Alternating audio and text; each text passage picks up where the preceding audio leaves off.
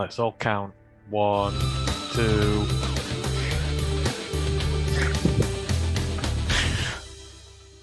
Welcome to another edition of the ROTL UK podcast. It's episode number 78. And the title's been changed for me by Ant yet again. It's now called Bird, Bird, Bird, Bird is the Word.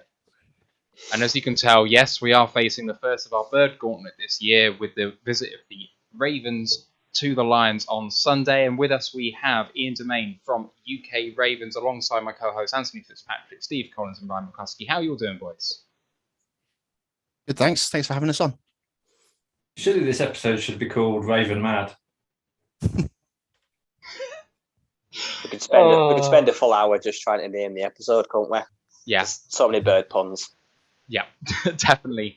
Right, we have Ian for a limited time, so we are going to dive straight into this and then we'll go into news and dig into the game in a bit more detail later. But let's talk about the Ravens and your first 2 weeks. It's been a tale of massive disappointment and then probably euphoria for you in the first 2 weeks. How do you think it's gone so far? Yeah, so we're exactly where I think every Ravens fan thought we'd be, which is 1-1 after 2 weeks. Just not the way we thought we'd get there. We expected to come out well and beat the Raiders.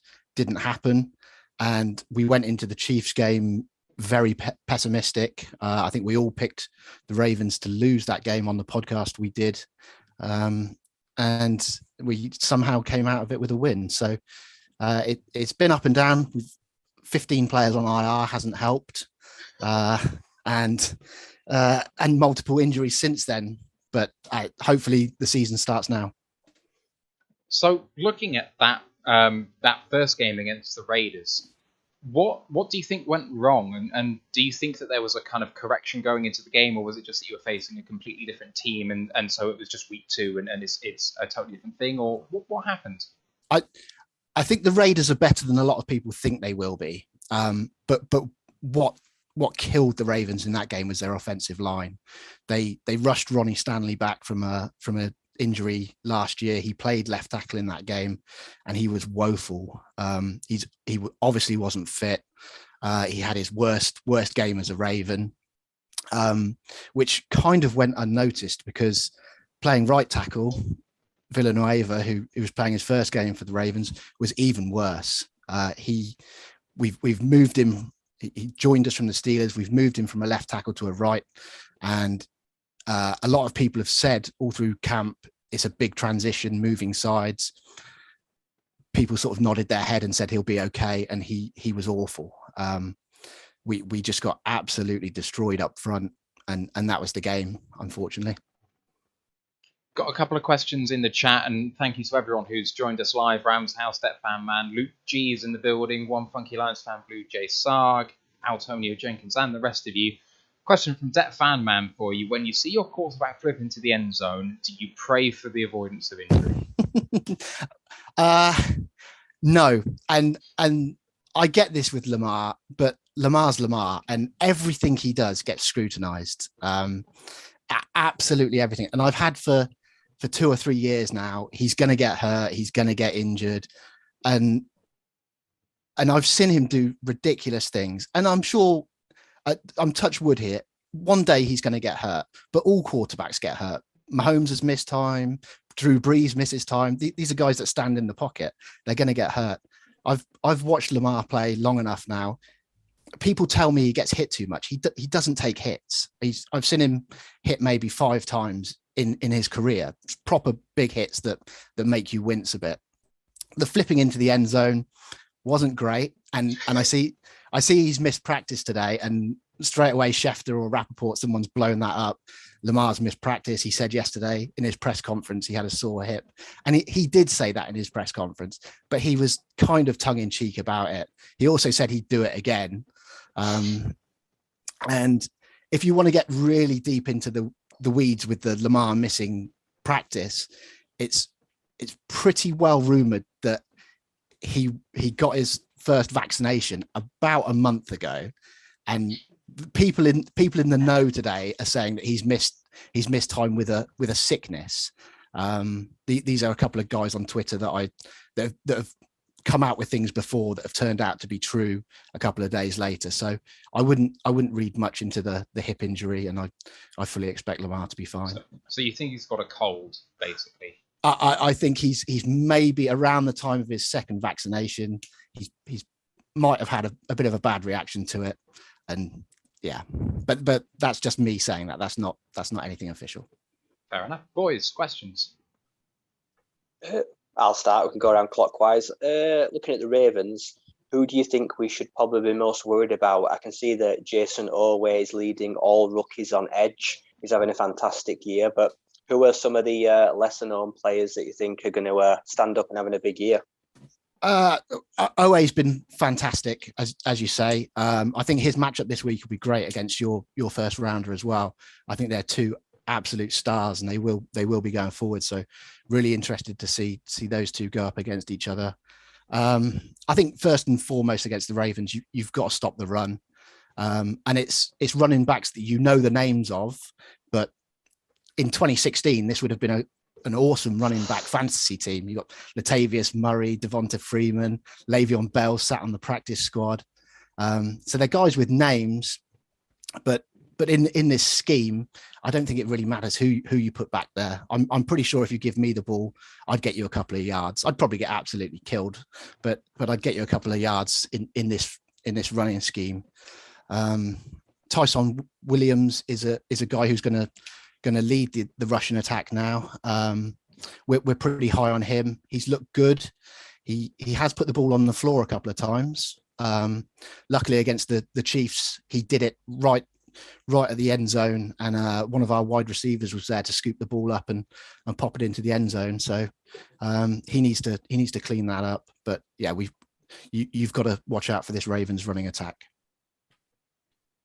Do you think that just bearing in mind that our secondary has been so bad, we've kind of been torched on several occasions. Do you think that they might alter the offense and go a bit more through the air rather than just try and run it when our run defense has kind of been okay? Yeah, I've looked at the stats, and I think your run defense has been okay. Ryan came on our pod and kind of said he expected us to run all over you, but looking at your run defense, it looks pretty stout. I think the Ravens will try and pass the ball. They've got more options this year. Hollywood Brown, Sammy Watkins, Mark Andrews. So they've got a little bit more on the outside, but I don't think they'll go too far away from the rushing attack. They'll certainly start with it. You might see some play action. I think try and get Hollywood deep. The thing with Lamar is he misses early in games, and we tend to see deep shots pretty early, and Lamar's missed a couple of them, and then we go away from it and never come back to it. So I'd like to see Greg Roman maybe call a couple more of those later on, a couple of deep shots. We haven't really seen Mark Andrews get involved too much yet. He's Lamar's favorite guy. So against a not stellar linebacking core, shall we say, maybe it's a day for Mark Andrews. And do you think, because Marquise Brown seems to have come into the season like a level above where he was at? Is that to do with the scheme, or do you think he's just come back healthier, or have you got any views on that? I think some of it's health. He wasn't fit when he joined us. He played his first rookie season with a screw in his foot. He didn't have any training camp last season. He missed the whole of that, and he's missed time this season. But we're kind of managing him a bit now. He doesn't really practice through the week all that much. He's limited most days, but seems to turn up on a Sunday or a game day, whenever it is. And I think he started last season very slowly. I think it was 10 games in, he had one touchdown, but in his last 8 games, he's had a touchdown in each game. And I think he's averaging about 80 yards, which in the Ravens offense, that's pretty good for a team that doesn't throw the ball.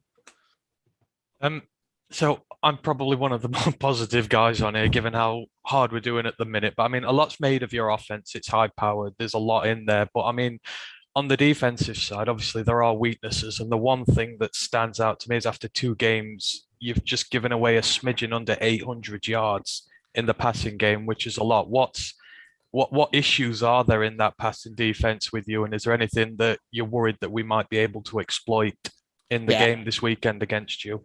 Yeah, definitely. I think Marcus Peters is obviously a big miss for us.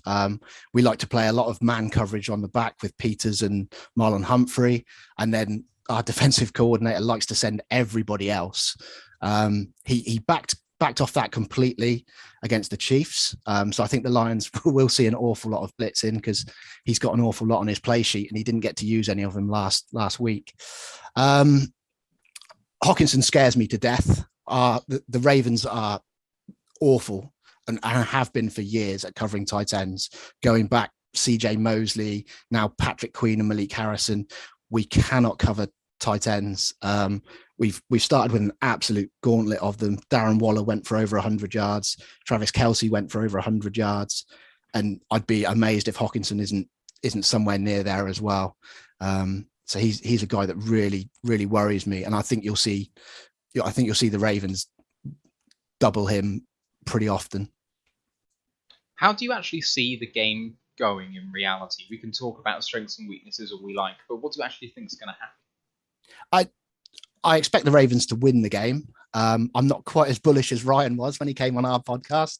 I think the Lions will keep it close-ish, and I just think at the end of the day, the Ravens have probably got a little bit too much talent, and they'll pull away in the second half. I think the Lions have got some good players on their team, but I think they're still developing and getting to know who they are, getting to know the coaches, and I think in the end the Ravens will just have enough to pull away. I think I said on our podcast, I had it at 38-20 to the Ravens, but I think it'll be pretty close at the half, and then second half, maybe the Ravens pull away. Got a question from Rams House on YouTube. He's just said, Ian, why has the Ravens secondary struggled so badly so far? What did the Raiders and Chiefs do schematically that has exposed that? I guess aside from the tight ends, which you've already highlighted. Yeah, I think we've played two good offenses. I think the Raiders and obviously the Chiefs. Going into the Chiefs game, we knew they'd put up points. We knew they'd put up yards. We've blitzed them constantly for 3 years, and Mahomes has absolutely destroyed us. So we sat back this game. We sent 4, we sent 3. We played 2 deep safeties. So we challenged Mahomes to sort of dink and dunk his way, if you want, down the field. And Mahomes is good enough to do that. He's going to score. He's going to score yards. He's going to put up points. It'd be interesting to see how we go against the Lions. Before the season started, there was a lot of talk that this Ravens defense would be the dominant side of the ball and that they'd carry this team. I never really brought into that. I still think this is an offense first team, but I think this defense will improve. Again, injuries haven't helped, and we need to get more pressure on opposing quarterbacks just sending 4, which hasn't been a strength of the Ravens at all. We've obviously brought in OA as a first rounder. We signed Justin Houston. So we're hoping that the two of those are going to give us a little bit more pass rush, and we don't have to be so blitz heavy. Other question from someone?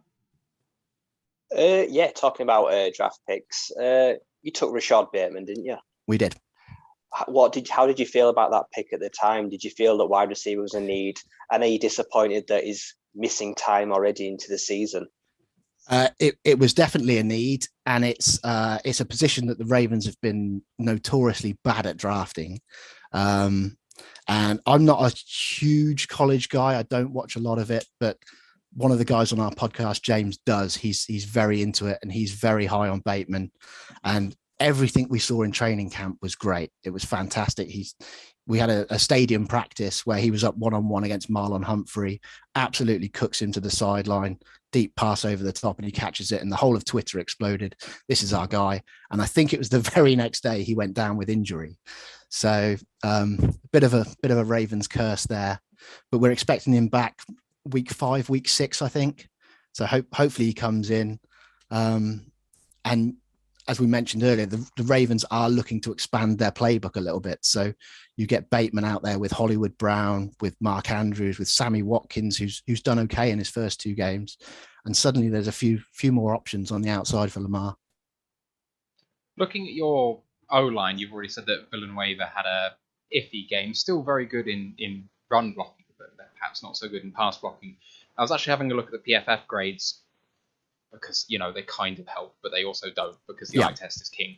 But they highlight that your centers have played well, your tackles have been okay, but your guards have been really bad. And I don't know whether that's something that you've actually noticed in your O-line, that you're perhaps scheming away from them being an issue. Yeah, I think right guard is Zeitler, so he's only played 2 games for us at the minute. He looked good against the Chiefs. Left guard, they're rotating in at the minute. So they've had Ben Powers, Ben Cleveland, and I'm completely blanking on the guy who I should know who got injured. Tyree Phillips, I think, started against the Raiders at left guard. So we've already had 3 guys play at left guard, moving Bradley Bozeman, who played left guard last year, back to center where he did at Alabama. So he's back at center now. So historically, the Ravens O-line has got much better as the season goes on. It's always been the way. I'm not sure why. They always seem to get themselves right. They're pretty well coached. So I expect when they get together, nearly all of these guys miss training camp. I think when they get the reps together, it's been an awful training camp. I think when these guys start playing together, get the reps together, I think in the first game you saw against the Raiders, we pulled both the guards and both the tackles, and they just ran into each other. They didn't know what they were doing, and everyone ended up in the middle. And Lamar being Lamar, he scrambled out the side and got us a few yards, but there was 4 O linemen just lying on the floor, and they'd all run into each other. So, I mean, it doesn't appear to have been an issue so far. Is kind of what I mean, though. Does Lamar almost negate what's going on there? I think that's a big part of it, and we've talked about it on our podcast when we traded away Orlando Brown, for example. We're very keen to see. We've got Ronnie Stanley, who's an All-Pro at left tackle.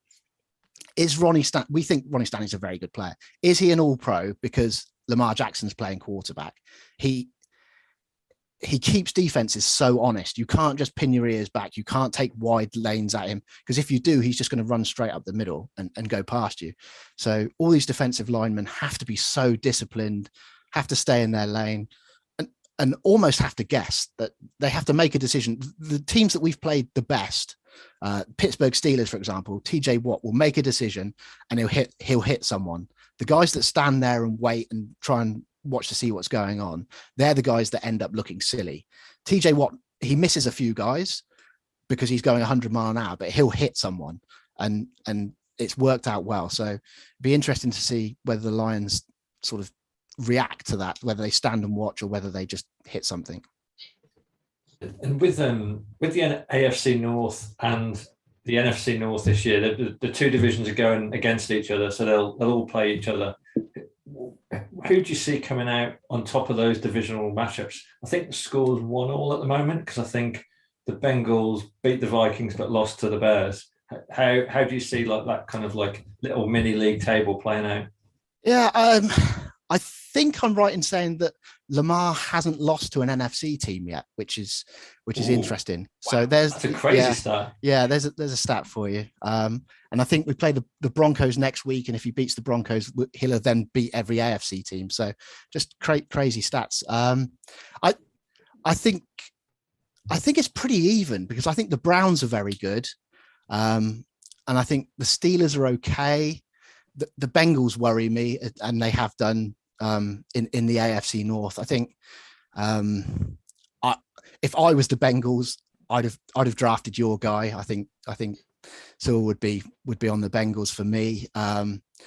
It's nice having Jamar Chase as the weapon there, but I think Burrow's already taking hits. People talk to me all the time, well, Lamar's going to get hurt, Lamar won't be able to play. Well, someone like Joe Burrow's already torn an ACL, and now you're putting no one in front of him.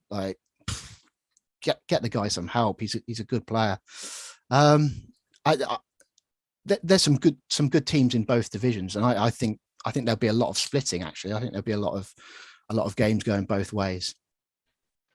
Talking about Lamar, I know there's been a bit of talk about the style of quarterback that he is, the potential ceiling that he has, and whether he is. It's really hard to put this. you say, he doesn't get hit, he's not getting hit, and he's protecting himself quite effectively, and that's good.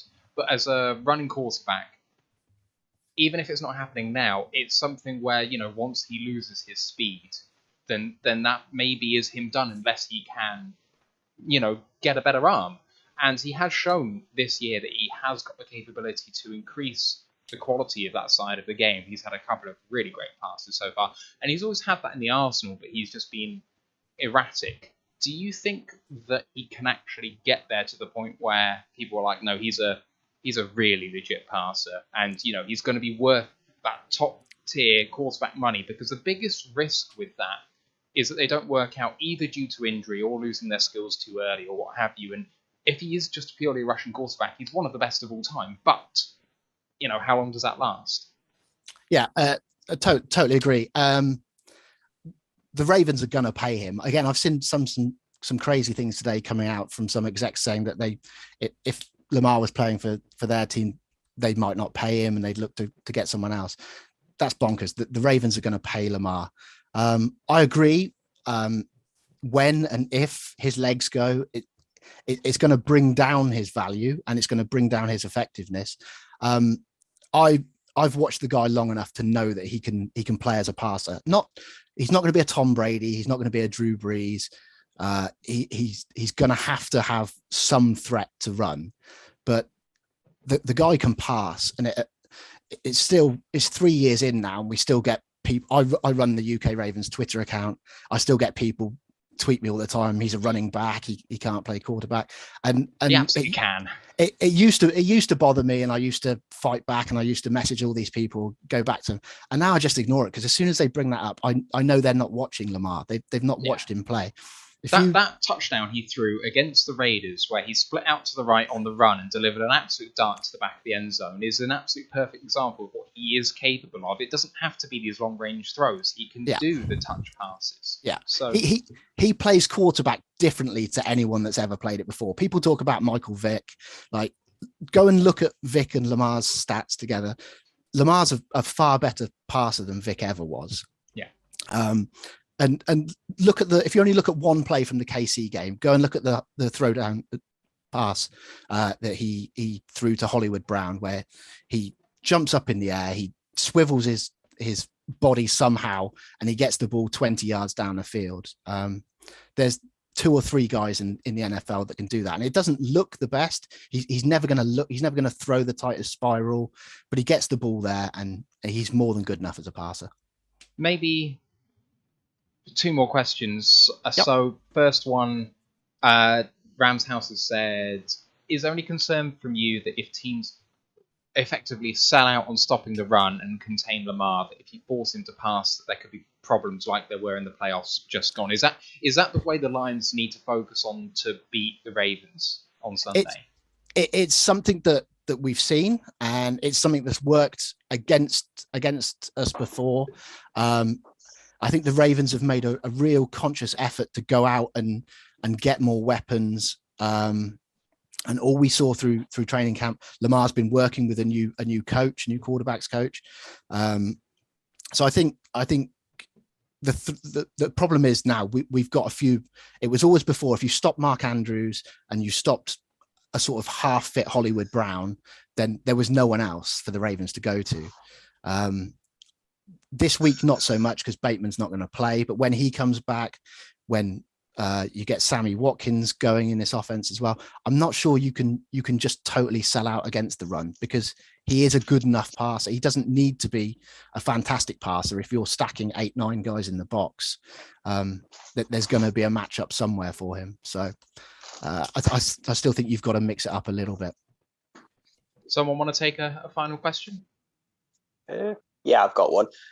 Looking through 2 games, are there any positions that are glaringly obvious that you're going to have to upgrade that would be worthy of a first-round selection? Is there anything that you think instantly needs someone like a superstar? Superstar, maybe not. As I say, we've got 15 guys on IR, so we've got an awful lot of guys to come back. I think looking ahead to next draft, you're going to see the Ravens go pretty heavy in the trenches on both sides. That they're going to need a a right tackle. I'm not sure you're going to see Villanueva move back to right tackle, and they haven't got an awful lot in-house to take over from that. So I think a tackle is going to be pretty high up the list, and the D line's getting old. You've got Calais Campbell, Brandon Williams, Derek Wolfe, all well into their 30s. It was nice to see Williams back at training today. He's terrified me being out against you guys. You run the ball really well up the middle, and you take Williams out of this defense, and you can, whatever number you think the Lions are going to run for, you could add 60 yards onto that. He's crucial. So he was back at practice today. It's worth keeping an eye on him, because if he doesn't play, the Lions' chances go up massively. Just one more question from me. So as Lions fans, over the last 2 games, we've probably slated and slagged about 17 different players who we've all tried to drum off the roster. Just to reassure me that, all teams are like this. What is there one player that the Ravens fans just like hating at the moment, and you just like, I just want to feel that other teams do this as well. Player probably not. The offensive coordinator Greg Roman, absolutely. Twitter hates him, and I can't work this out. If you go back to when Lamar became a starter for the Ravens, we've scored more points than any team in the league. Kansas City, anyone you want to put up against, we've scored more points than them. And Ravens Twitter absolutely hates Greg Roman, hates him. Anytime he attempts a pass, why are we passing the ball? We're a running team. We shouldn't be calling pass plays. They hate his concepts, everything about him. So player wise, I'm struggling to think of one. A good position to be in. Yeah, Anthony Averett came in for a lot of stick when Marcus Peters went down. Everyone was sort of like, oh God, here we go, because Averett's been in and out for a couple of years now, but he's been pretty solid in the 2 games we played.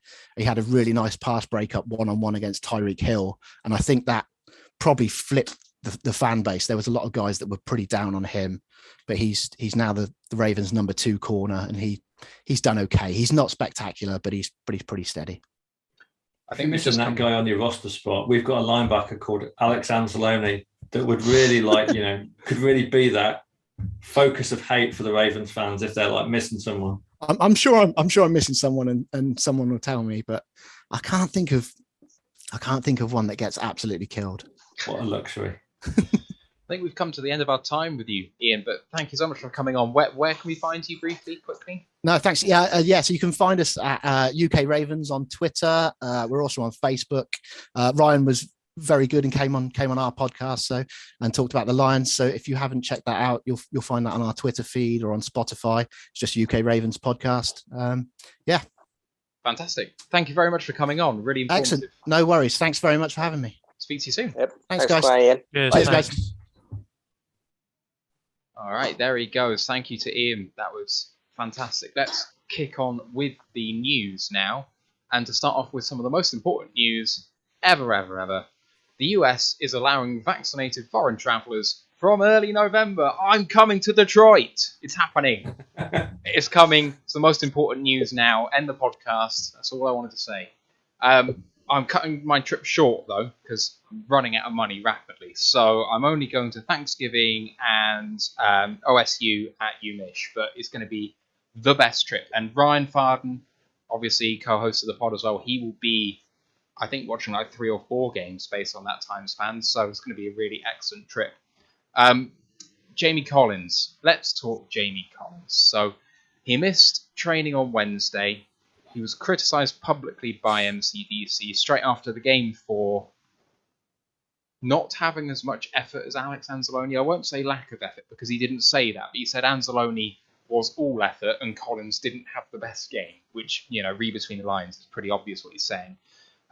He's now on the trade block per Rappaport, and then MCDC had a press conference about 2 hours ago where he said, and basically confirmed, he's played his last snaps for the team. He's not coming back. He's not at the facility.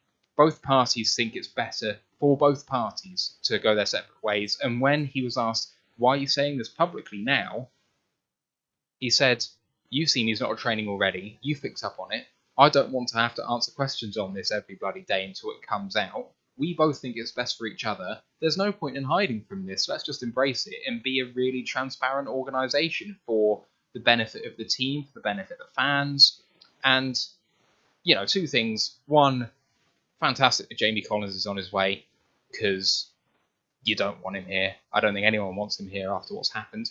And two, MCDC's the guy. Like, he may not get success here, and that'd be a real shame if he doesn't. But my God, he's the leader I've wanted for so long.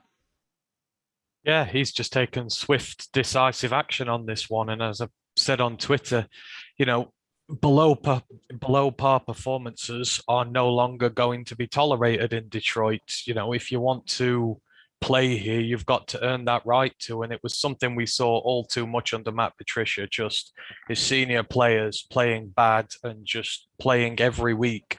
No position, you know, no repercussions for bad performances, no calling them out. It was just, you know, he carried on with them. Whereas here, you know, Jamie Collins is just, it's been the case for years now. We've seen there's been issues. I mean, I've had issues with him all the way since he went back to the headbutt against the Bears last year, where he cost us that game. He just doesn't look interested. For a senior guy, he's not pulling his weight. And, you know, it's good that just such swift, decisive action has been taken on this. He's not going to be our future here. He doesn't care.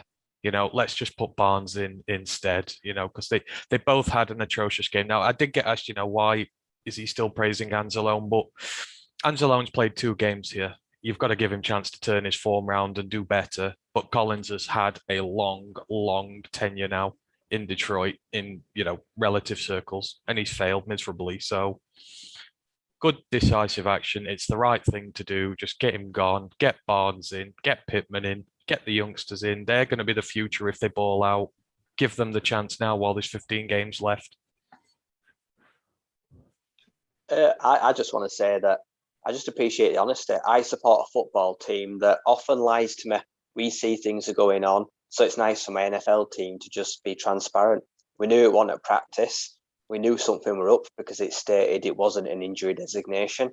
Like I say, it's the best both parties. There's no point in having him in the building if he's not practicing, he don't want to be here. And if he's not wanted there, that's best just to go their separate ways, cut ties as soon as possible. Anzalone, for me, had just as bad a game, but from what it sounds that Campbell saw just more effort. Like I say, they were both terrible, but I'm happy if guys are here that want to be here, because eventually, like I say, they're going to give a chance to work it round.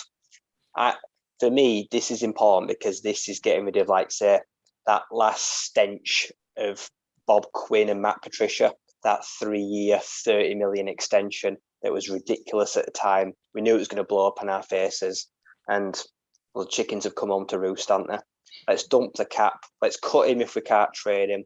Swallow the cap and let's just get rid, because we don't need these old OAP pedestrian defenders that are just stealing salary. So, like I say, hopefully we get something for him. If we don't, like I say, let's just go our merry way. Yeah, we'll get a trade partner for him. Like, I mean, Jamie Collins is someone that has got some value in the league. It might only be a 6th or a 7th, but we will get a trade partner.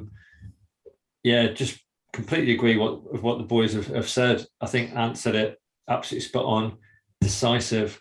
Like, let's not dick about. Let's not have, Dan Campbell standing up at practices saying, we've got to play better. We've got to play better. He's, without calling Collins out, he's effectively just isolated him and, removed him from the team. And that's going to have a massive statement to everyone in the locker room. If you stroll about, if you let Aaron Jones like waltz past you while you're sauntering around like you're out for a Sunday stroll, then you are out of this team. Like the way that Aaron Jones went past him, he did not even break into a run. He just was wandering around the back of the end zone. Anzalone was awful, but he was at least flinging himself about and making tackles, and Collins just didn't look interested. So I don't want him on the team. I'm sure that there's people in the locker room that are probably like, what's up with this guy? Deal with it. It's week 2. He's already dealt with it. He's going to be on his way out. We can move on. And that means that Derek Barnes might not be the guy now, but that means that come next year, he's got 15 more games experience under his belt. And he's not just like a green rookie going into his second season, effectively a second rookie season. Barnes will now have some experience under his belt. I think he's probably going to, he's going to ball out. I know Ant and Ryan were very high on him right from the start. Let's see what he can do. But if he doesn't become an instant hero, at least he's got that experience under his belt next season. But like Ian said from the Ravens, the best guys out there don't necessarily make an impact on every play, and sometimes they miss. But TJ Watt is decisive, and he goes for something at 100 miles an hour, and when it works decisively, and when it doesn't, it also doesn't work decisively. But, on average, when it works decisively, that's, you wreck the drive, whereas if it doesn't work, you're hoping someone's going to bail you out behind you. And I think Barnes is going to do that for us. He is a 100-mile-an-hour guy, and so he's going to do that, and I can see him wrecking some drives. I'm seeing something. I think Dan Campbell's seeing something schematically here. I think it's very telling how he's very, how praiseworthy he is of Anzalone and what he does. Obviously, he wears the green dot. He marshals, the interior of that defense. I think when he's got a guy next to him like Jamie Collins, who is slow, immobile, not there, I think that it shows Anzalone up a bit more. But if he's going to have a guy there with a lot more speed now, a guy who's going to have a threat in the backfield, a guy who's going to be able to get to the edge a bit more, do a lot more of the work to allow Anzalone to focus on what he's good on. I think Campbell's probably seen something there. You can't have a slow bumbler like Collins next to Anzalone if he's in there for a specific purpose, of which he is. So, I'd like to think he's seen that and is making the adjustment now, because it's never going to work with them two in there.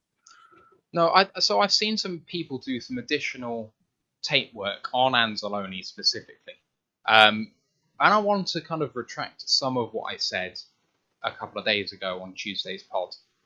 He did play badly, but I do think that when you play as an inside linebacker, more often than not, you're playing as a partnership. And when your partner is also playing badly, it makes your job twice as hard.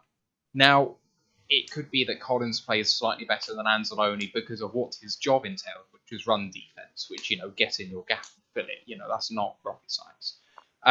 Anzalone is a coverage linebacker, potentially had the harder job and still flung himself about a bit, but he also had to try and account for what Collins wasn't doing as well.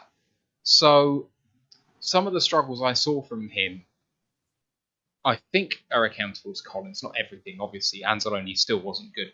But also I saw some things that I didn't see the first time round, like him actually reading what's happening, him covering for Collins when Collins just totally bailed on plays. And you know what?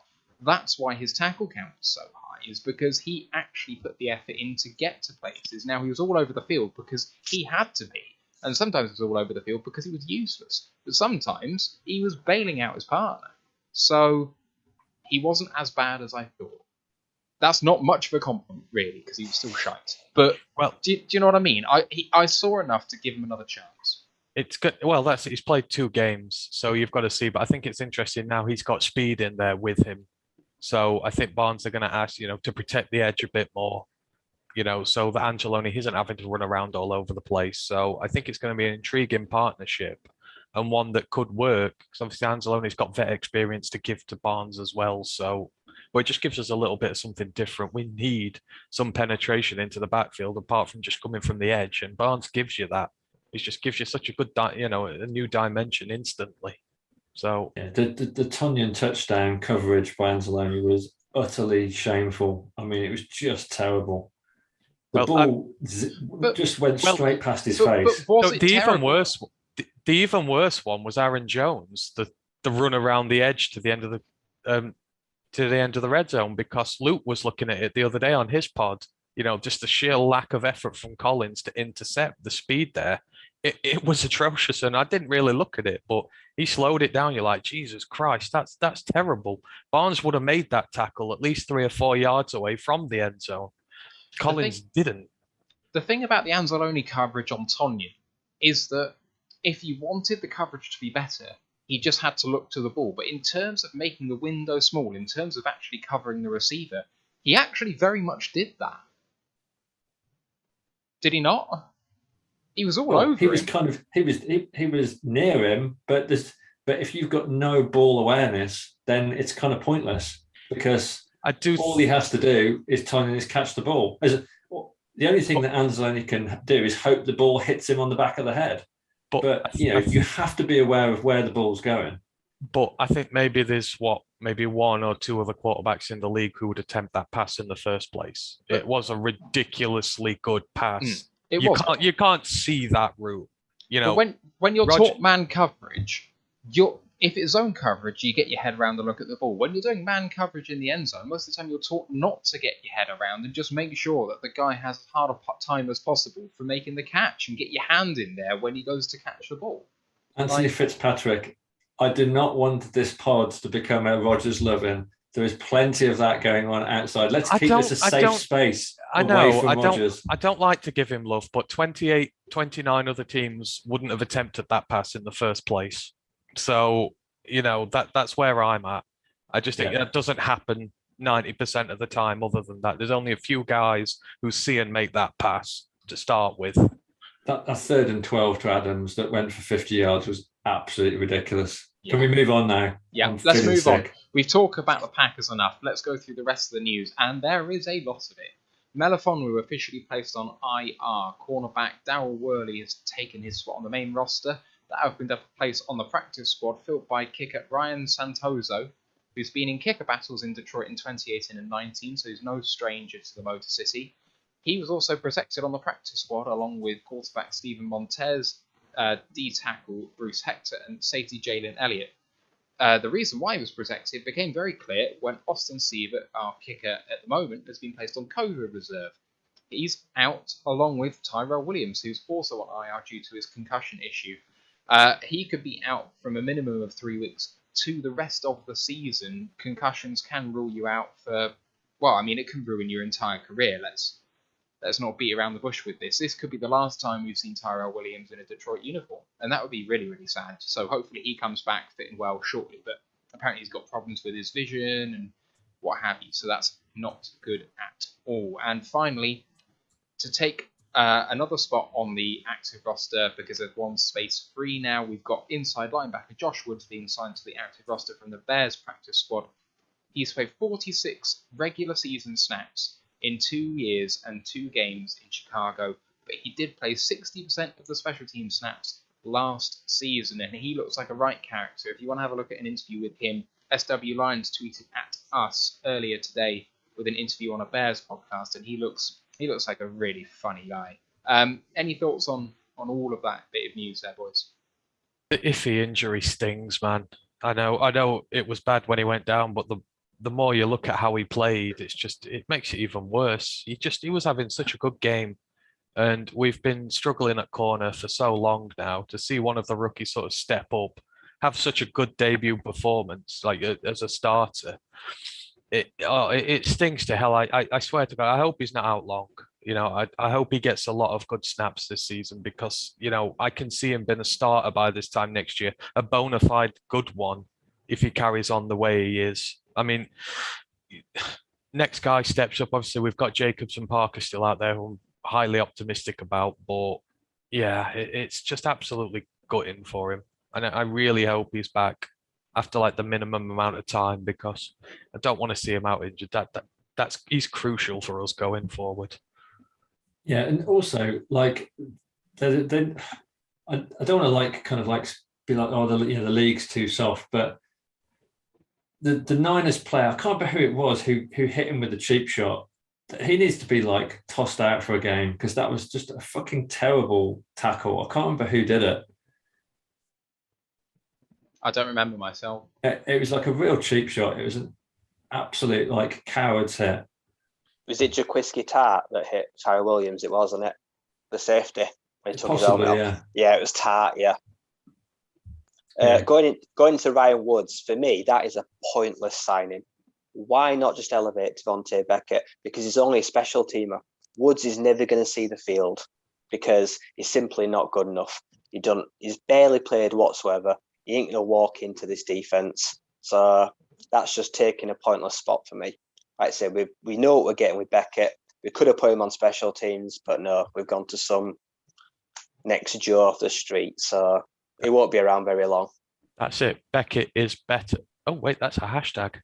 I'm going to get that going. Yeah, I don't know why we're not using Beckett. Bring him up. Use him.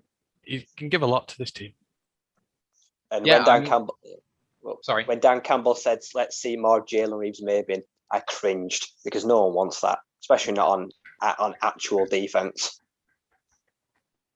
So there was a tweet.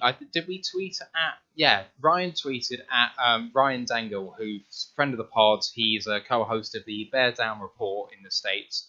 And Ryan asked him, basically, is he shit? And Ryan helpfully replies with, he's a very good special teamer, legitimately very good on special teams. And that's telling in itself, isn't it, really? He can do something that Jalen Reeves-Maybin can do. Well done. You know, we've already got one of you. So can we not find someone who can play linebacker, please? I think they're just playing around, aren't they? With that light there, I think at the moment it's just send out as many flyers as you can and see if you hit. But you know, Rams, I'm still convinced we have a guy on the practice squad. He's right there. Use him. And the Rams just signed Reuben Ford. Like, I'm not being funny, but I'd give him a flyer. He can play outside linebacker, even though he's had a bit of trouble. Reuben Foster, sorry. He's had some trouble. But like you say, he's just been picked straight up by the Rams about an hour later. So there's guys there we could have given a flyer on. And we just took some special teamer. Someone in the chat said something about some people missing practice today, but I haven't actually seen anything officially. Someone said Flowers was out. Not out. Yeah. Flowers was out of practice. He'll be on a vet day, won't he? No, he's got an injury. His designation for Sunday is unknown. So you talk about the last of the bad Quinn deals, but he's still here and Vitai's still here. Although Vitai's playing well, but they're still very heavy contracts. I think Flowers could be traded next year. He needs to be. Yeah, I agree. Vitai's been all right. Yeah. Oh yeah, he's been good, but you know it's £50 million on a guard, and I don't think he's done £50 million worth of. Every team's got a couple of bad contracts, but it's when you have a bad contract that's playing bad. But Vitai, I think, has been one of the surprising improvements. Yeah, the way the chips have fallen, and like you say, on that right side, you can't trust Stenberg, so Vitai's had to slot in, and he's been miles better than Matt Nelson, so he's worth his weight in gold right now because we were too early getting rid of Crosby. So Vitai, I suppose, has got to stay right now. He's going to be serviceable all year. Yeah, I don't know. So on Flowers, I see the guy who's rated the most highly by PFF every single season since he's been here. I mean, I know it's simplistic to look at it that way, but he legitimately, we've always heard from people who know probably more than we do that sacks are not the barometer we think it is, but pressures are. And he is consistently at the top of pressures. Now, he's also a stout run defender. He's not a flashy guy, and that's why people think down on him. But I do think he'll be traded next year because he is on an expensive contract and perhaps doesn't quite live up to that. But he's far better than Romeo Okwara. Sorry, but he is. Just playing devil's advocate. I've not seen that on the eye test. Devil's advocate here, Matt. Matt, tell us, what's your favourite Trey Flowers moment in the last couple of seasons? What's like his standout play? So when I've said he's not a flashy guy, you want me to pick out a flash moment? That's yeah, but like... even unflashy players have flashy moments. We've all given him the eye test, and I'm not. Just tell us your favourite Trey Flowers moment. I really intrigued. Can't. I really can't. You can use PFF. PFF stats can just be twisted in so many ways. I like them occasionally, but I don't. I always use the eye test as the thing at the end of the day, and he's not value for money, especially if he's injured again. We lost him to injury last year. If he's injured again, he just really isn't. You know, it's a contract that needs to go as well, I think. I won't disagree on the contract. And the reason you don't have a favourite Trey Flowers moment is that he's not done anything above a sort of B- ever since he's got here. And we signed him to be an A-star player. Yeah, We really did. He forced a fumble against Deebo Samuel week 1 against Rams House. you've had to go. No, I've been helped apology by accepted. my friends. Apology Friends. accepted. We accept your contrition. Fuck you, Steve. Right, let's move on. So we've got the official injury reports from yesterday, but nothing as yet from today. But hopefully some of you guys know who hasn't appeared at practice so far. Obviously, Collins didn't appear, non-injury related, yesterday. Flowers, we've heard, is out yesterday and today. He's got 2 injuries. He's got shoulder and knee problems. Tyrell Williams obviously ruled out of this game with a concussion and now on IR. Then limited in practice on Wednesday. Brockers, Aquara, Raymond, Strong, and Swift. Raymond is encouraging from no practice to limited practice because it means he's on his way back from the concussion. But has anyone seen anything else about the rest? Was there any other additions that we might have seen on Twitter or anything like that? Swift being limited don't mean anything. Swift's going to be limited or questionable all year.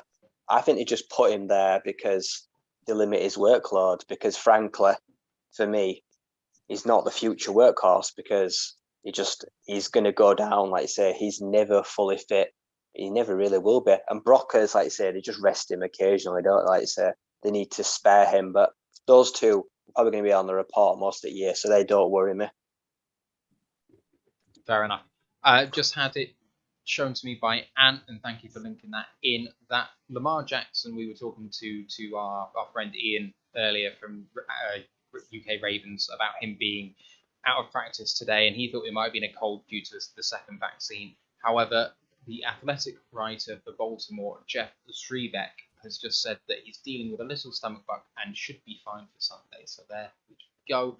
Otherwise, looking at the Ravens injury report, there's quite a few people on there who did not practice. 2 with a veteran day, Villanueva and Justin Houston. But otherwise, safety Deshaun Elliott had a concussion. Ronnie Stanley has an ankle, and given his injury problems recently, wouldn't be surprised if he doesn't make it. Defensive tackle Brandon Williams with a neck. We heard he returned to practice today via our friend. And then Derek Wall, defensive end, has a hip and a back problem. And Tavon Young, the cornerback, with a knee issue. And then Marquise Brown and Jimmy Smith were both limited on Wednesday because of ankle problems. No Ronnie Stanley would be massive for us because he's going to be going up against Trey Flowers if he's in the game. And if it's not Trey Flowers, it's going to be Villanueva. And Villanueva, excellent run blocker. Trey Flowers, excellent run defender. Give me that. Give me he's a good run defender, because he is. That's going to be a really interesting matchup. And then on the right-hand side, God knows who they've got to tackle up against Romeo Aquara. So that could be a spot where we can win here, right? Aquara, how many sacks do you think? How many sacks do you think Trey Flowers will get then? Give him an over. An over-under on 1. Villanueva is a legitimately bad pass defender at this point. He hasn't shown it in the last 2 years. It depends if we stay relevant in the game. If they can just run us into oblivion, he's going to get none. But if our run game can get into the game, if we can hang in there so that they actually have to pass it a bit, I could see Flowers getting 1 or 2. Against if every he other has to drop back. Against every other team, I'd say this would be a major plus for us, but it's the quarterback we're up against. It doesn't matter whether his tackles are bad or not. He just is a guy who can naturally escape the pocket and do his own thing without an offensive line. So it depends how the lines. They're going to have to either fully commit to going after him or not at all. You can't have this, where you've got a couple of rushers. If they are weak at tackle, you've got to send the house and hunt him down. And, it's going to be interesting to see what Aaron Glenn does, but hopefully he will commit to that. Because I say they are really weak at tackle, but you're going to need more guys to get in there and flush Lamar out, because he's just, in that regard, he's unrivaled. It's so hard to get him down and to get hold of him. So it's going to be interesting, but it makes it easier without Stanley for sure. He's one of the best left tackles in the league, full stop. This is why we need Derek Barnes, because when Lamar escapes the pocket, he's probably going to be one of the only people that can chase him down, because we've seen clips of him chasing quarterbacks round the back end. So he's going to be someone that he's going to be spying him.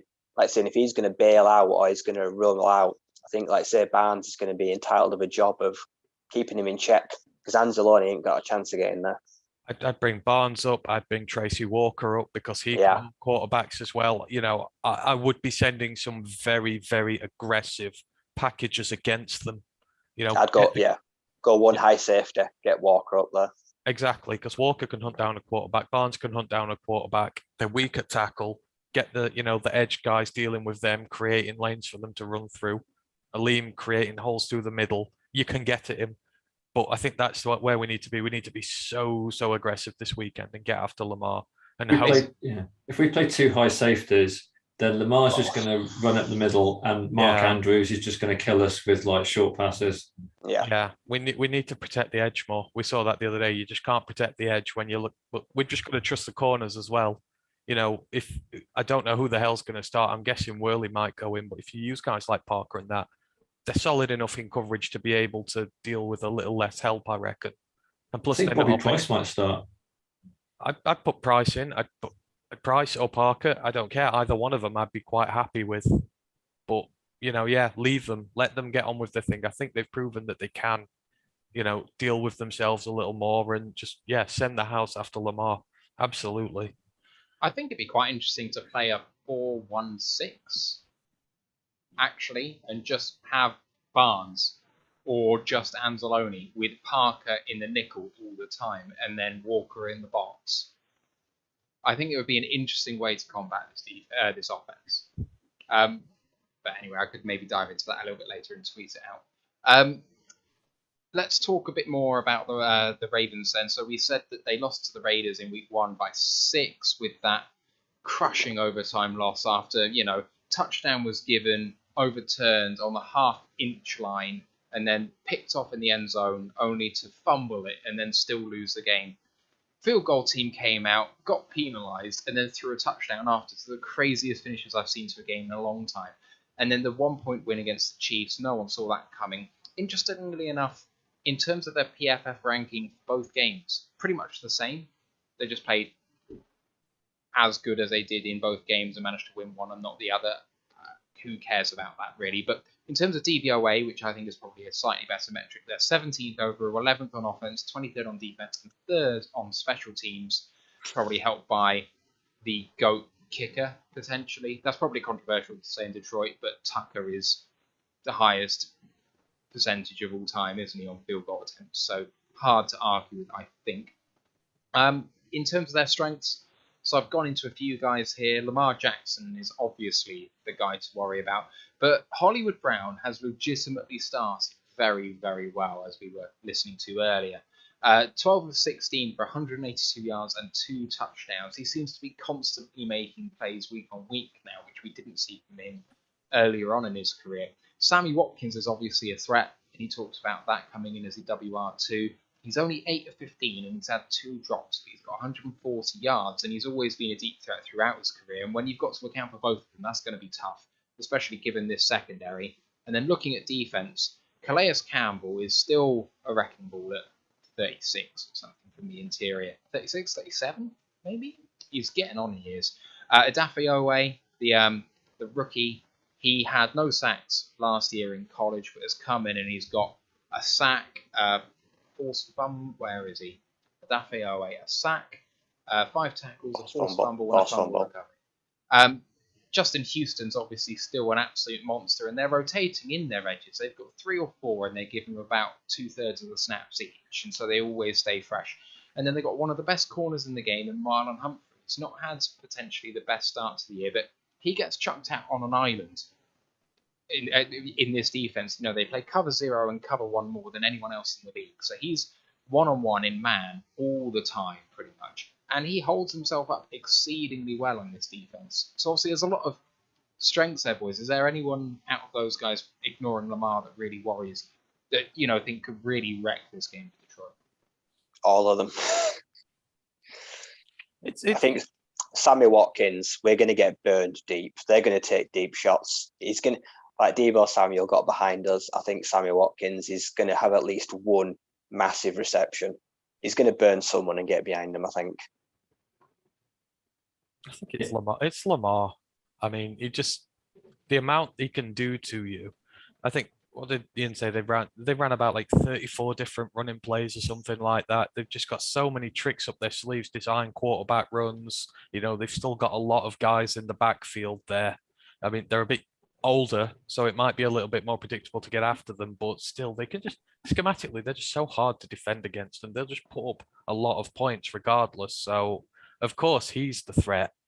And I think, as I've already said, as far as we go, I think just we're in a no-lose situation, and no one's expecting us to win this game. I think that's fairly obvious. I think if we won this, it'd be a huge shock. So why not? Let's just hunt him down, go after him, and do it that way, because we know they're not as good at throwing the ball as they are running the ball. So let's get them on their weaker foot. Let's just go aggressive against their strength and see what happens. And if you lose to a better team, you lose. No one's going to expect any the wiser. I can't really add to that. I mean, there's just so many threats, but I think you don't need to overanalyze it. It's Lamar. Lamar can burn us in so many ways. And I think, as Ian said, Hollywood Brown's looked a different player so far. I know it's a small sample size, but he's looked like he's got half a yard of speed back. They've got so many options, but it's Lamar. Fair. Okay, looking at their weaknesses, obviously they've had 3 season-ending injuries in their running back room. J.K. Dobbins, Gus Edwards, Justice Hill, all on IR. They've signed Latavius Murray, who seemed to slot in fairly well last week, seemed to be quite productive, so perhaps that's just not a big issue. I talked earlier to Ian about their guards, and they're not doing particularly well. Zeitler had a better game last week, but did not play well last season at the Giants, and I didn't think he looked particularly great so far. Ben Powers isn't good, but they're fine at centre. And also on the interior of their defensive line, he said, our chances of going up massively if they don't have, and who was it? I think it was Brandon Williams. So you got in Calais Campbell and Brandon Williams, and otherwise it's pretty dire back there. And someone who they hoped was going to bounce back was the linebacker Patrick Queen, who seems to rack up tackles, but he's a real boom or bust player as an inside linebacker. So I think there's players that we can potentially target out there, especially in the run game. We should be effective, right? Yeah, for me, it's about Jamal Williams and DeAndre Swift. I think linebacker is their definite weakness. I think they can be got at down the middle. I think Swift and Williams just need to catch some passes as well as rushing. And I think we can really confuse the Ravens D. This is playing into Goff's strength as well. But Goff's just got to be perfect. We can't have fumbly Goff. We can't have check down Goff. We've got to have Goff playing like he did in the second half against the Niners and the first half against the Packers, because anything else is a disaster. I disagree. I think, the passing game is going to be vital. I mean, you look through the first 2 games, they've given up 788 yards on passing already, whereas in the run game, the Raiders only put about 70 yards on them. The Chiefs only put about 60 yards. There are points to be had there. There's weaknesses in that secondary, and the way that Anthony Lynn schemed last week, the misdirection, the passes in there, I think we're going to put up a lot of points against them. I don't think we're necessarily going to win, but you've got to go with what works. And so far, the Ravens can't defend the pass. They're giving up nearly 400 yards a game. Now, I know it's against 2 maybe slightly more high-powered offenses, but it's still a lot of yards. Mahomes. Yeah, but still, it's there where that's where the weakness is. They still, Carr can have lots of bad weeks, but Carr still sides them. I mean, he's already said it already. They can't defend tight ends. Waller and Kelsey have absolutely destroyed them, and Hockenson is in that bracket now. He's going to be the key to this. You get Hockenson in the game and you get him doing the damage. You get the other receivers in. Don't forget, Hodge and Benson, they're still learning this system. They're a week more into it now. Just be inventive, but just go after their secondary. They're not good against the pass. So just really, stick it in there. Put lots of passes on them. Make them defend against. They can't do it. So if we're going to win this game, I know we've already said it's going to be a struggle, but if we do win this game, what's it going to look like? What is there anything that you would change about our game plan, which you think is going to give a much better chance? You've already said don't play too high safeties. That seems to be obvious to us. Do you think they'll do that? Is there anything else that you can come up with that you think they might do, which will help us? Go one high. Just bring so much pressure. That's the key. We're not going to be able to do it again by sitting too high safeties. As we've said, Lamar will just ruin that. We've got to start protecting the edges because that's what Green Bay did to us. They just attacked the edge and we couldn't defend it because we're that busy in the secondary trying to provide cover for weak areas that you can't bring the guys up to deal with it. And this is, as we know, a heavily running team. So we've got nothing to lose. We shouldn't be conservative here. Just be aggressive and go straight after them. But offensively, no, don't change a thing. If you like the first half of last week, we've got to put a lot of points down on them. And, odds are our running game's going to be better than the two that have preceded it. So we might get more luck there as well. I think offensively, I think we do need to change. We need to start using 2 tight end sets because teams are going to very quickly work out TJ Hawkinson. They're going to start double teaming him. We need to use Darren Fells. Like, he isn't getting even any targets. He's barely seeing the field. He is someone that could he could slip in behind.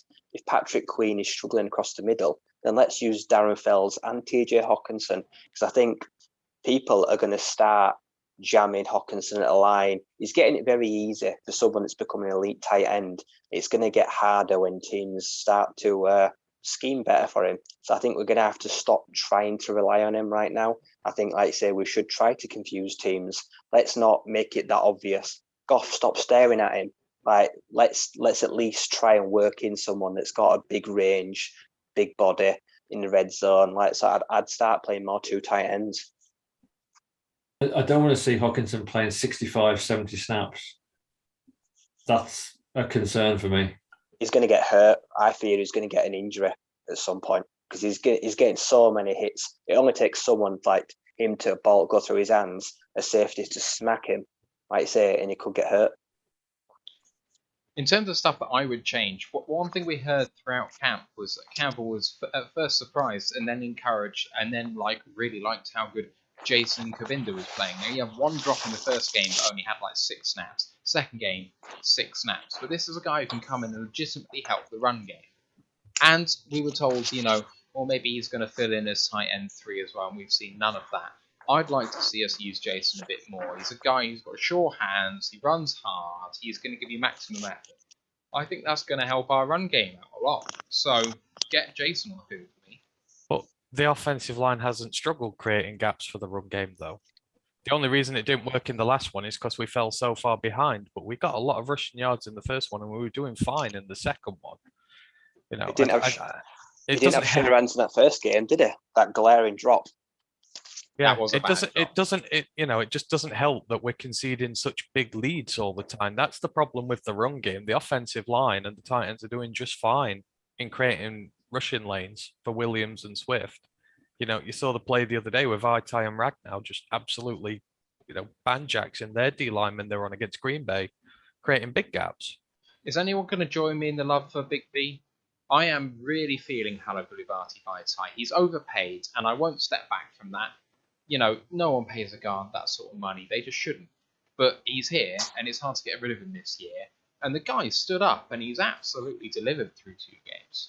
And you know what? As hard as people have been on him throughout the last season, he was bloody injured, and he's free of injury now, and he's showing what he can do. He's been thrusted into a role that we didn't ask him to, and he didn't probably expect to be in. So I'll give him props that he's holding his own. And like I say, when called upon, he's been needed. And like I say, right now, he's justifying the fee. When Decker comes back, let's see what happens. Like you say, let's see, because someone is going to have to challenge at right tackle. The question is going to have to be answered. Like you say, Sewell is making a case. It's only going to get harder and harder, the decision, with the better players. But for right now, like you say, I'm happy we've got Vaitai. And I never thought I'd say that, but he's definitely helping on that side of the line. He's pulling his weight for once, which I appreciate. Here's a question for you guys. Rams House just said the run game had 57 yards at the end of the first half against Green Bay, which is not a lot for an aspect of the game that we would say is our strength. And indeed, highest percentage of runs resulting in first downs, Detroit Lions, in the whole of the NFL. Do you think that Anthony Lynn has too much of a desire to be balanced and is, perhaps passing too much? And perhaps when we're going behind, abandoning it too quickly in favour of passing when the run game is still working really effectively? Because if we're getting these chunk plays from the run game, getting 10 yards of play, you can get yourself back into the game with that. I think he may be guilty of giving up on it a little early, but the thing is, we're giving up so many points in such short succession that, when you're relying on the run game, you burn clock quick. I think he's just adapting to the situation, but I don't think he's doing it wrong to start, because we scored on 3 of the 4 drives in the first half against the Packers. The only reason we didn't on one was penalties, and you can't really put that on. Well, you can put it on him for penalties, but still, it wasn't anything he called that stopped that drive from there. I think he did it just right. And I think a lot of people expected us just to come out and run, pound, pound, pound. And Green Bay couldn't deal with the fact that we came out and threw it a lot. It surprised them. So I think he's getting it right, but he's not getting helped because the defense are just giving up so many points in such quick succession. He's not been. This is it. This is it in a nutshell, and you've absolutely nailed it. So at the end of the first half against the Packers, Goff was 13 for 16 on passing attempts, 147 yards, 2 touchdowns. Okay. I mean, he was kind of almost perfect, and we went in 3 points up. Like, with that kind of performance, you want to see us 10 points up minimum at half time, but we're 3 points up. And we then start the next half and it's just like one mistake all the time, one mistake. And this is the problem. Like, Goff is not a perfect quarterback. He's not a top 3, 4, 5 quarterback. He's kind of, I think he's probably like round about average. But the defense is just giving us nothing. It's given us no like kind of shield at all, no kind of like protection. We're just always at the mercy of a mistake.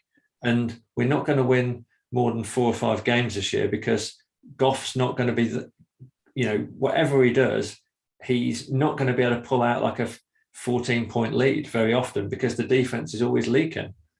And that's it. You can't fairly judge Anthony Lynn at the minute because there's not been one game here where he's been able to stick to his game plan for the game. Now, I get this is the NFL and you have to adjust, but, he's getting his plays dictated to him.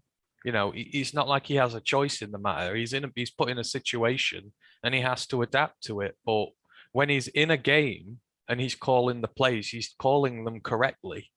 We're putting up a lot of points at the end of the day, or we were for the first 6 quarters of this season. We put up a lot of points, so you can't argue with how well he's doing starting games. It's just situations have not been nice to him at all. I guess what I would say, and I don't disagree with the points you've made at all,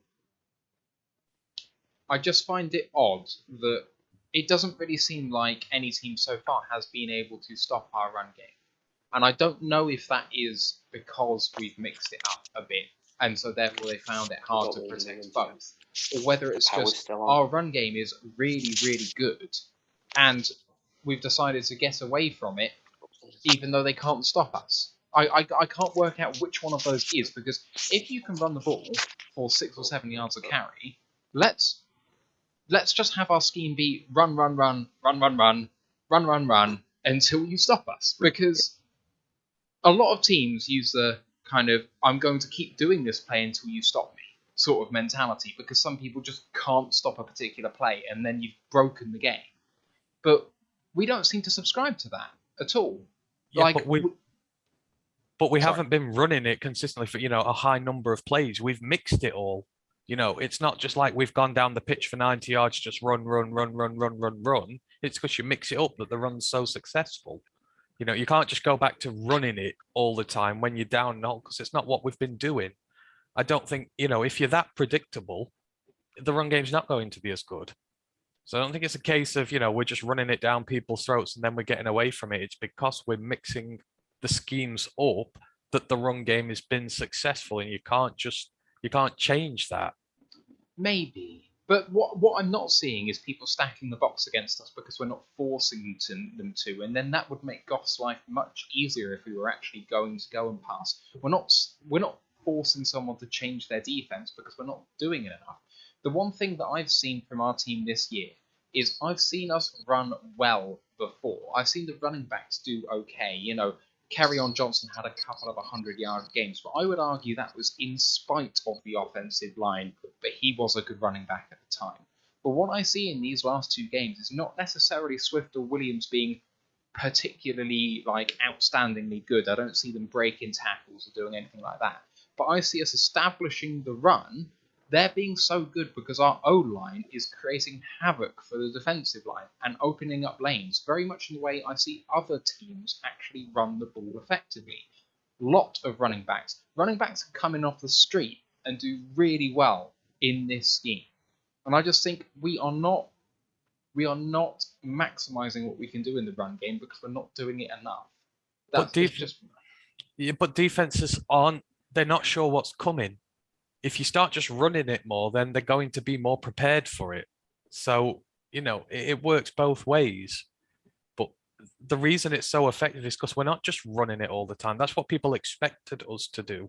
Green Bay weren't expecting us to toss it up 50-odd yards on the first play of a drive at them. They're probably expecting run, play action pass. To be fair, that wasn't a designed play. That was Goff scrambling in the pocket after it broke down and then tossing it because it was a good scramble drill. But still, that's the point. Because teams aren't expecting it, it's easier for the O-line to do their work. I'm not taking anything away from them, but no. It's not a case of we're not just simply dominating by running it all the time. It's not an indictment on Lynn that he sometimes has to go away from it, because it's the mixture of what he does that makes it so perfect. But it's we've got to spread the opposition's defense out. We can't have them all, stacked at the front. We have to spread them out. And the one thing Green Bay do better than anything is they take up clock. Their drives last forever. You can't afford to invest so much time in your own drives when they've got the ball all the time. It's what they do. 7-8 minute drives. Before you know it, a lot of a quarter's gone on one drive. Again, it's situational. You've got to try and keep the ball and do the best you can with it. Can't afford to give it straight away because you're not getting it back for ages. Again, it's situation. Against Green Bay, you can't just afford to be so patient, especially when you're so far down. Fair. Anyone else want to see Amon-Ra a bit more? He'll get there. I think it's a case of building up trust with Goff. Goff has found the people he trusts early, TJ, Cephas. Amon-Ra will get there eventually, but it's the same in every team. You have to earn back's trust. And you've seen who he trusts so far. Amon-Ra couldn't have got more open on that 4th and 1. Yeah, there were so many people open, weren't there, on that right-hand side. It was criminal. It was, but to even pass it was criminal. That was a ridiculous call. I'd have gone with the sneak, personally. Yeah, I would have done. I'd have put Kabinda in and sneaked. I'd have just put it over him. Yeah, you're going behind Frank Ragnow, one of the best centers in the league. He's going to bulldoze who's ever in front of him. The best. Exactly. So that game changed. That really took all the momentum away, didn't it? There was something happened there, and then just things went wrong. You should just do a proper rugby scrum, shouldn't you? You should have 3 players run up behind Goff and scrum him over the line. Just do it the old-fashioned British way. The thing is, you actually do see that happen sometimes when a running back gets bottled up. Then you get people connecting in a scrum and pushing them 5 or 6 yards. I swear I've seen a couple of touchdowns scored that way this year, where they've been bottled up about 6 yards from the end zone and they get pushed over. Determined we should get some rugby in there. Scrum it over the line and quarterback sneaks. When you when you're doing onside kicks, launch it up in the air high like you do here. You will get something to catch on eventually.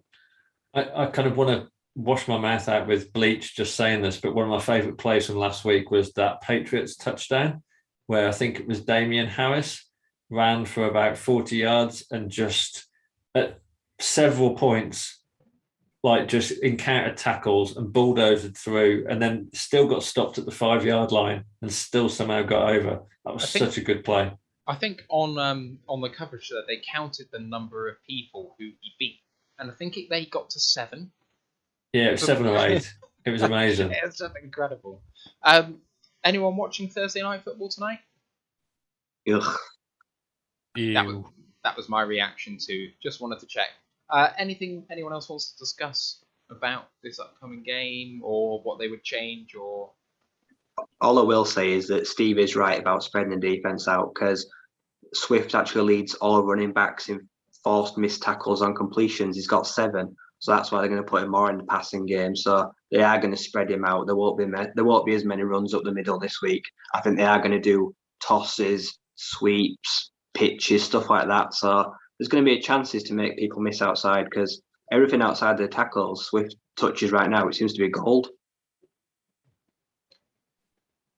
Yeah, all I was going to say on Monday Night Football is I think it's going to be closer than people think, because the Panthers have played 2 bad teams. So I don't think it's going to be the blowout that people are predicting. No, I agree. I actually think Houston will at least cover the spread, for sure. There's actually a question for us from Ram's House. Thanks for being one of the most active people in the chat, man. Appreciate you, and we need to get you on soon. I said that before, but I'm going to hold to that. So I've got a question for the group. If Goff can lower his turnover rate, is he a quarterback you can see being here for the future of the Lions? I can see him been here till the end of the rebuild. I can see it because, 2032. Hey, come on, drink some Kool-Aid. No, I think you said about washing your mouth out with bleach. Right now, he's not in the best position to succeed because he's not got the best receivers in the world. He's not in a position to succeed really at the minute. But next year, if we just focus on building this team up, I think he's serviceable enough so that when we get to the end of this rebuild, because I subscribe to the theory that you get your quarterback last. You need to put a team around him. We've seen it with Stafford. No point having a good quarterback if you ain't got a team around him. And I think he's perfectly serviceable until the end of this rebuild. And who knows, if he shows more with the other receivers, possibly. I'm going to say probably not. But he's quite worthy to stay here in the meanwhile, I reckon. I think we could do a lot worse. And, in a few years' time, we go out and get our quarterback, and hopefully that's the team ready to go. But for now, yeah. Any dissenters? Yeah, if he stops making stupid bonehead mistakes, like all 3 of them on Monday night. He's so stubborn. Like I say, the stubbornness to not put a glove on bothered me. Like when you have one fumble like that, like you could see another one coming when it was pissing you down. That did irritate me. And he didn't take a sack on first down. It's just those little things like just take the sack. Do not throw the ball back across the middle. Like all 3 of them, like there was no one else he could look at. He couldn't blame anyone apart from himself. So like I said, if he can cut the turnovers down, he'll be the starter next year. But I am now set. I'm taking a quarterback next year, and he will sit under Goff. I like Goff, and he seems like a genuinely good guy. If we are going to really challenge in the NFC North, we need someone better than Goff. But do we need someone better than Goff now when our secondary is so bad, our linebacking core is so bad, our wide receiver core is so bad? I kind of think Goff is the perfect bridge because he's not awful. And in fact, I'd probably argue he may even be on the right side of average. But we've got so much draft capital that in our locker. I'm just really worried about this year's QB class, and I'm not sure that our next QB will be in this year's draft. So I kind of think that Goff's got another couple of years in Detroit, and I think we'll see him play better. I think we've got to invest our draft capital elsewhere, because I think investing in a QB when we've got someone who is more than serviceable would be a big, big mistake. I think so. The guy of the future could be there, but as Ryan says, he's developmental. Don't expect the starter to come in and take him off straight away and lead the franchise onto glory. I think that's the state of this year's class. But there are many guys who can be developed into a top-tier quarterback, for sure. But So I think the thing with Goff for me is that he's shown me in the last game, in the first half, stuff that I did not think that he was capable of anymore. I think, obviously, we've talked before on this podcast that 2017 to 2018 Goff is potentially good enough. But that, he spent 2 years not being that guy. And personally, I didn't think he was going to get back to it, even though we've talked about the fact that McVay probably didn't help him and that really weighed on him and that sort of thing. I thought he was actually broken. And for one half, he's shown me that he's not. He has it in him to be the quarterback that we need long term. But the question is a big hypothetical. If he stops making the shit plays, is his play good enough to be the man here? Well, I mean, obviously, yeah, because if he cuts out those plays, he's clearly good enough. But the big if is, can he do that? And I do think he can. I think part of it is down to chemistry and familiarity and quality of the players around him, which should all get better with time. But I would say this, and I say it and say it again, because I do subscribe to this view, and it's bloody hard, and then people go, well, this is just unrealistic. And I say, well, I want to be a perennial contender. I just want to contend for 1 year and then be done with it. I want to contend every single bloody year, and I think that's how we should build. In order to contend year on year, not only do you need a really good team around the quarterback needs to be legitimately a top 5 quarterback year in, year out.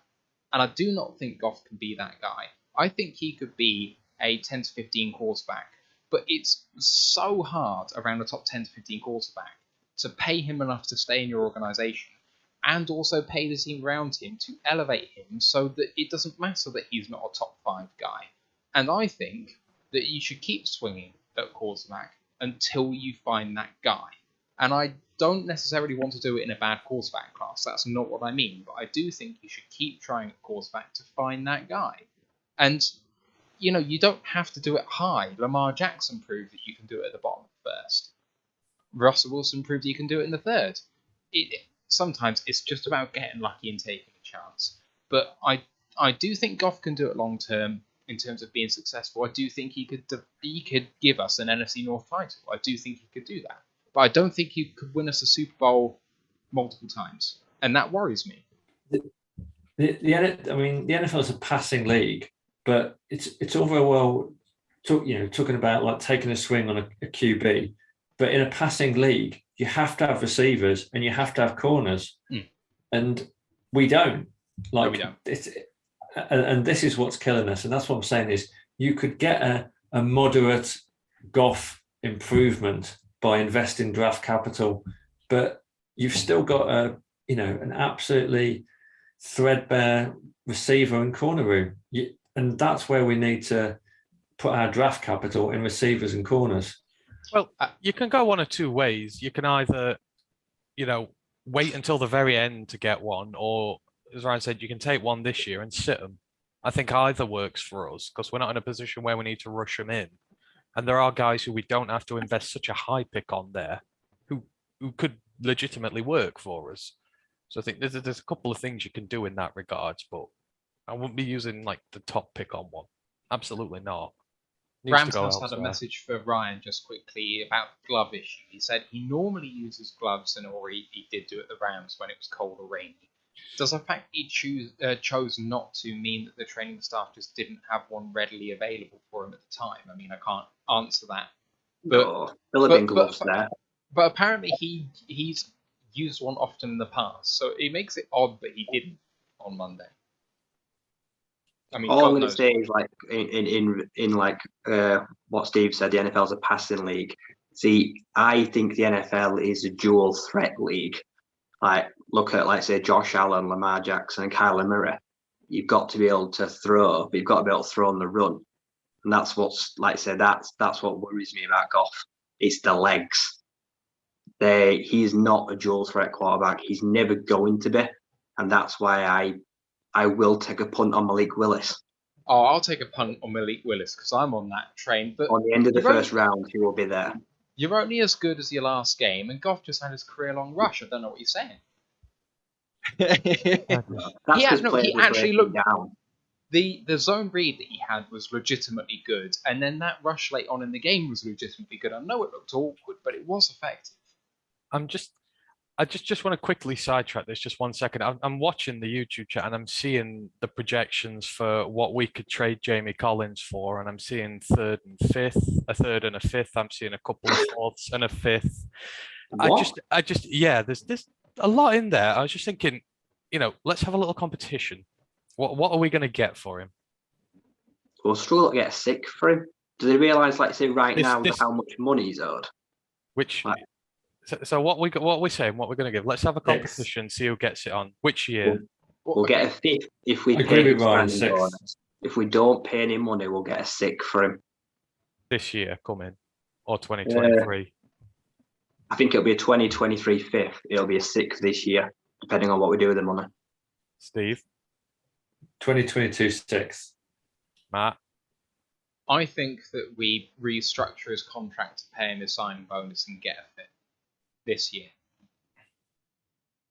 I reckon a sixth too, but I think it'll be We all kind of said 2023. the same thing. It's gonna be hard to pick a winner, isn't it? Well, we've done it different years than that, and this is on record. So I was just curious because I was watching the chat there about it. I'm thinking, I think we're a little too optimistic in there, we maybe. get third. Although I appreciate the effort. I'll send them a cake. I'll send them a hamper. There you go, guys. I just want to call a taxi for Steve-O, and thanks for joining the chat, Steve-O, but he says he's not against trading Decker and Hawkinson if we lose the next couple of games. And I'll show you the door, sir, because we do not welcome that sort of chat here. All opinions are welcome, but what? Can I just say this thing about trading our best players? What is the point in trading your best players when the best physical outcome for you is just to replace them? We did it with Slay. We traded Slay away and we drafted Okuda. We didn't get better. We just got, we got worse as it hangs out. But at the time, we just replaced. Selling Hawkinson for a first does nothing to us because then we've got to replace him. He's not just a tight end, Hawkinson. He's a receiver, basically, where you put more of a value on him than you would a regular tight end. So if we trade him, we're just going to be trying to reinvest the picks to find someone just as good. So as a franchise, we're not going forward. It's the same with Decker. I don't give a damn about his age or anything. He's got at least 5 or 6 years of potential high quality play left in this league. Easy 5 years. Yeah, Anthony Costanzo played till 33 and he was one of the most highly regarded tackles in this league, if underappreciated by the media. You're trading away guys like this. We're just reinvesting it in the same position, and you're never going to move forward as a time. We have a great player. We trade him because of capital. We traded Golden Tate, and we've never been able to replace him. We've never been able to replace those yards after the catch. No, and Tate was in the back end of his career.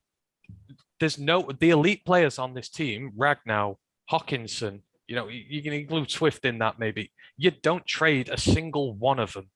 None of them, because all you're going to do is replace them down the line. Yes, you might get a better rookie deal, but you've got to land on a rookie first, and it's so difficult, especially to the level some of these guys play. So it's just, I don't subscribe to it. People are allowed their opinions, and if they want to believe that, that's fine. But for me, it's insane.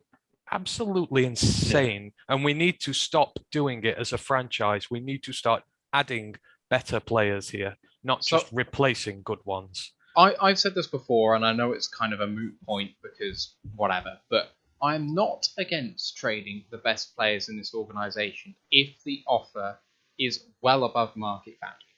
And that is the only circumstance where I will do so. So if someone comes in and says, I will give you 2 first-round picks for Taylor Decker, that is worthy of thought. Because, 2 first-round picks, let's say it's this year and next year.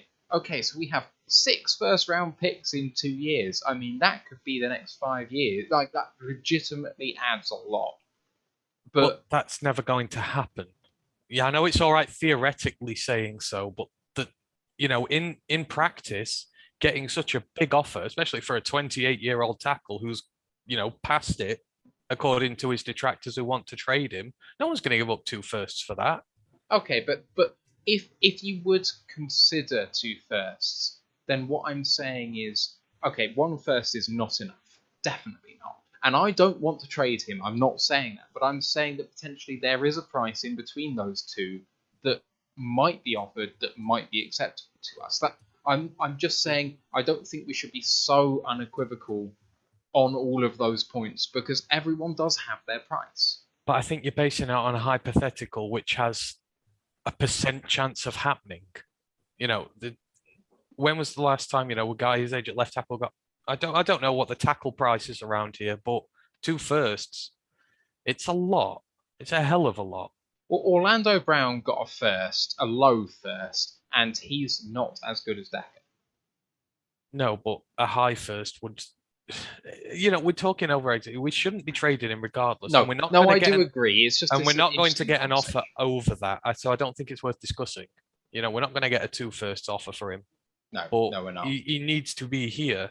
He is the exact epitome of the player you want here, the one who improves massively. There were so many in the fan base who doubted him at one point, and all he's done is work his ass off to become one of the best left tackles in the league.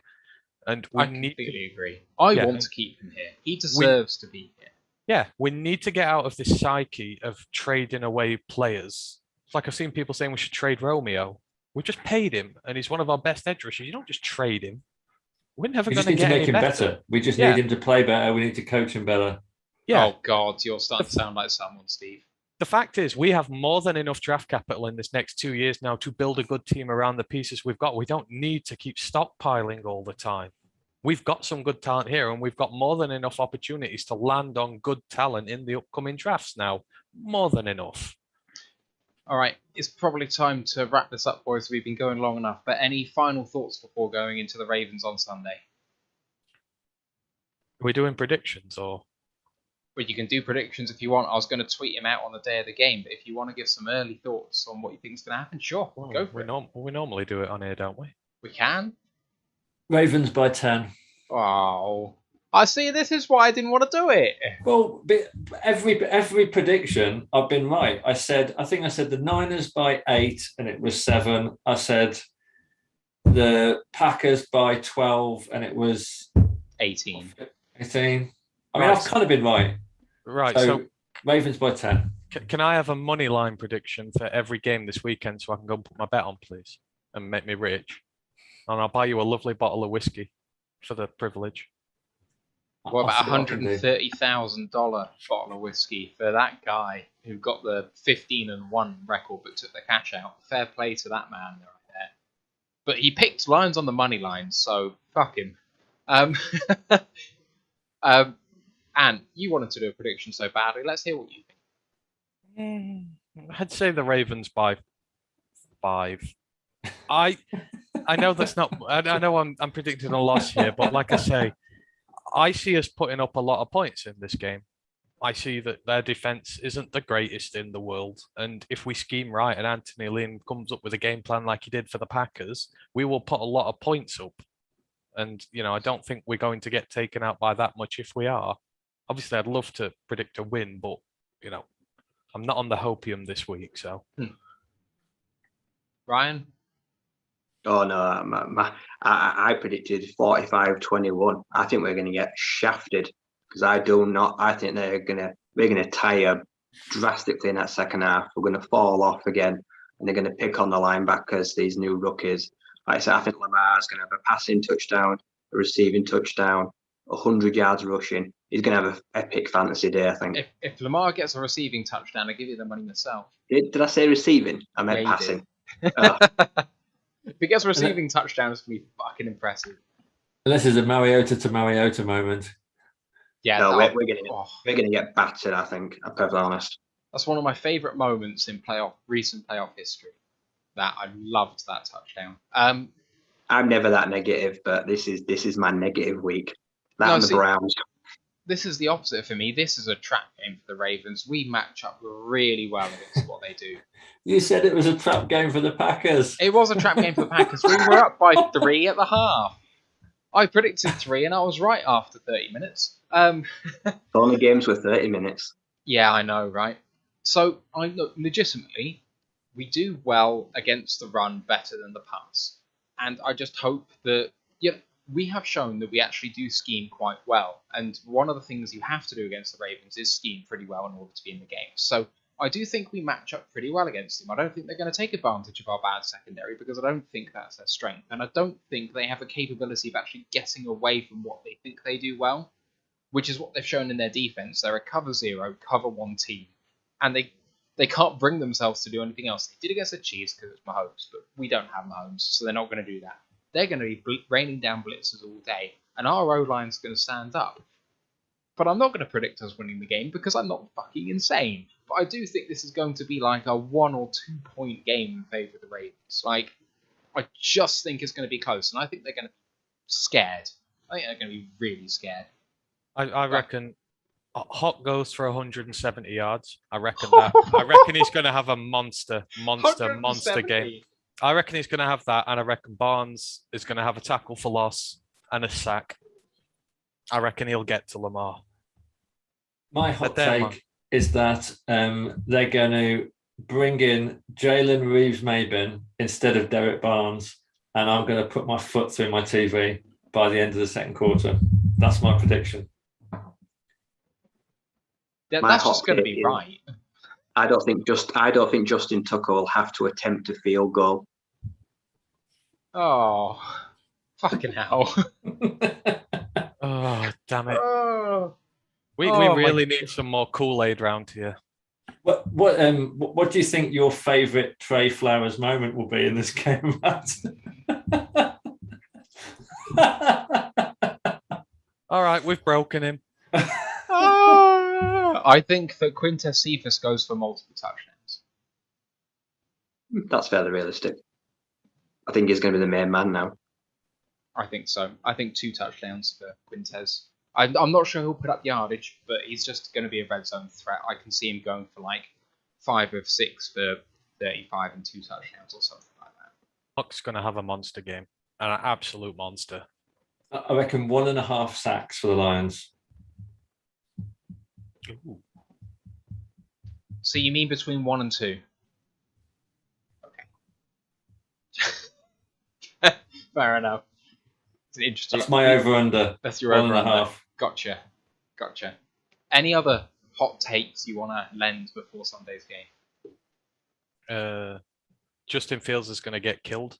No, wait, that's not a hot take, is it? That's just a premonition. So do you have a sniper rifle handy, or... Myles Garrett is going to sack Justin Fields 3 times. There. That's a hot take. Oh, I forgot it was Bears-Browns. Myles Garrett is going to absolutely destroy him. I know it's not on our game, but we're doing hot takes, so...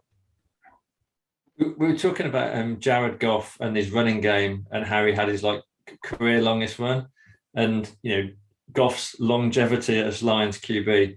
Wouldn't it have been amazing if at the end of that career long run, when he found himself on the sideline with Rodgers standing in front of him, if Goff had just lowered his shoulder and just absolutely just gone right through him and just absolutely speared Rodgers. And then just had a walk-off, just taken the penalty and just walked. That would have been a legend. Absolute legend. Enough of your wet dreams, Steve. Rodgers did actually say something to him, didn't he? Rodgers actually showed you on camera. He said something to him. Like we were gloating about something. Fucking twat. I bet he just said, that was a good run. Shame about the result. What's that now? No, Rodgers is a twat. Yeah. I think Rodgers has actually proven in his non-football life that he's actually quite a funny guy. I just fucking hate him when he's in that uniform. I hate him when he's tossing himself off on the Pat McAfee show. I fucking hate that. I didn't realise he was doing that. I might have to tune in. It looks like the next smelly homeless burglar in one of the Home Alone films. Yes, he's nicking... What is it? What's that GIF? He's nicking... Catalytic converters. That's the one. Thank you very much. I love that. That ended me when I saw that the first time. Right, FTP, says Deadpan Man. Very true, very true. Okay. Yes. Shall we wrap it up? Yeah. It's getting... It's descending into nonsense. Right. The College Football Podcast Week 3 has been uploaded to the audio platform. It will be on YouTube, hopefully tonight, tomorrow, some sort of time. Then we're going to sort that out. Now, Our next episode is going to be on Monday, Ravens at Lions review show. You can watch along with us on Discord on Sunday. Going to be live from about 5:45 UK time, 1:45 ET. Please join us on Discord for that. It's going to be good fun. You can find us on our socials at Roar the Lions UK on YouTube, Twitch, Facebook, Instagram, and Twitter, and the Facebook group Detroit Lions Fans UK One Pride Worldwide. Don't forget, if you are a UK-based fan, or if you're coming to the UK for the international series, we are doing a meetup on the day of the 17th of October. Location to be decided, but if you're interested, hit us up with a DM. There's an event that I've created on our Facebook page, but I haven't actually advertised it very hard as yet. But come and have fun, watch the Bengals game with us, and then the rest of the Sunday slate. It'd be great to see you there and chat with some more Lions fans, apart from these guys, which I appreciate. But be good to see someone else other than you guys to talk Lions. Can't have all this negativity around. I don't like it. Don't like it. Anyway, what's that face for, Steve? Yes, anyway, on the web, articles going up all the time on roarthelionsuk.com. Don't forget to subscribe and rate us 5 stars on your podcast provider. Just remains for me to thank my I was just going to say, we always welcome fan interaction. So, Lions fans, send us your favourite Trey Flowers moments. I'm pretty sure I'm pretty sure the Twitter DMs are going to be empty. Oh, stop it. Yeah, right. Yeah, we get actual interaction on there at the minute, so let's not slow that down with something that they can't answer. Yeah, just remains to me to thank my co-hosts Ryan McCluskey, Anthony Fitzpatrick, and Steve Collins, the bastard. We'll see you on Sunday for the Ravens game. Let's go, Lions. One pride. One pride. One pride. Up those Packers.